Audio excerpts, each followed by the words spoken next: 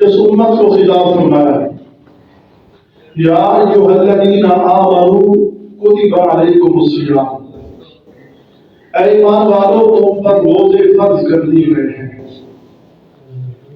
یا ایھا الذین آمنوا، یہ اللہ تعالیٰ کا اہل ایمان کو خصوصی خطاب ہے۔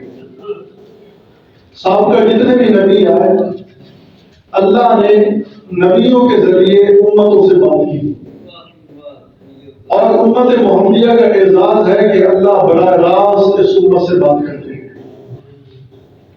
صرف تورات کے اندر ایک دفعہ اللہ نے یہود کو خطاب کیا، ایک دفعہ، تو وہ اتنے خوش ہوئے، کہنے لگے نحن ابناء اللہ و احباؤہ، ہم اللہ کے بیٹے اور اللہ کے محبوب ہیں۔ صرف ایک دفعہ اللہ نے ان کو خطاب کیا، اور ہمیں اللہ قرآن کے اندر 88 مرتبہ خطاب کر رہا ہے، یا ایھا الذین آمنوا، اے ایمان والو۔ یا کا لفظ اے، الذین اے وہ لوگ، آمنو جو ایمان لے کر آئے ہو، کہ تمہارا میرا ایک پرانا تعلق ہے ایمان کا، کہ تم مجھے دن دیکھے مانتے ہو، تم میری الوہیت کا اقرار کرتے ہو، تم مجھ پر ایمان لائے ہو، تم نے مجھے دیکھا نہیں ہے، تمہارا میرا ایک بڑا گہرا تعلق ہے ایمان کا۔ تو اللہ تعالیٰ اس تعلق کو یاد دلا کے فرما رہے ہیں کتب علیکم الصیام، کہ تم پر میں نے روزے فرض کر دیے۔ لفظی معنی تو یہ ہے کہ تم پر روزے فرض کیے گئے، کتب علیکم الصیام۔ تو اللہ تعالیٰ فرض کرنے والا ہے، اس لیے میں نے محاورے کا معنی کیا کہ میں نے تم پر روزے فرض کر دیے۔ کما کتب علی الذین من قبلکم، فرمایا کہ یہ روزے تم پر فرض نہیں صرف، بلکہ تم سے پہلے جو لوگ آئے ان پر بھی روزے فرض کیے گئے۔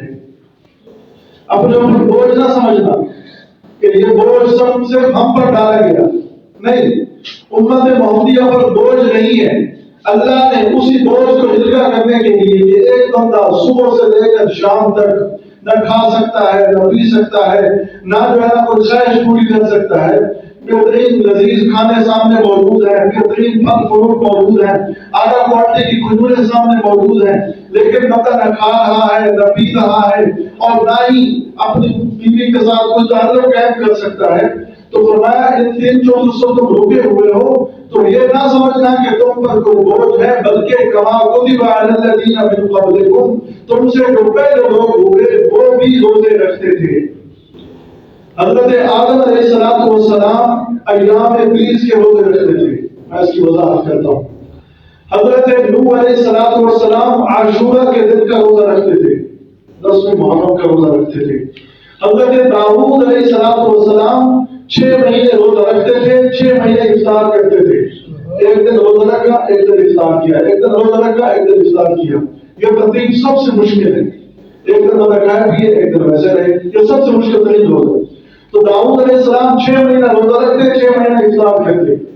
موسیٰ علیہ السلام کوہ طور پر جا کر 40 روزے انہوں نے رکھے۔ عیسیٰ علیہ السلام 2 مہینے ان کی امت روزے رکھتی ہے، عیسیٰ علیہ السلام پر بھی روزے فرض تھے۔ تو گویا کہ ہمیں یہ سبق ملا کہ یہ روزے صرف ہم پر نہیں بلکہ ہم سے پہلے جتنے نبی آئے ہیں ان سب پر روزے فرض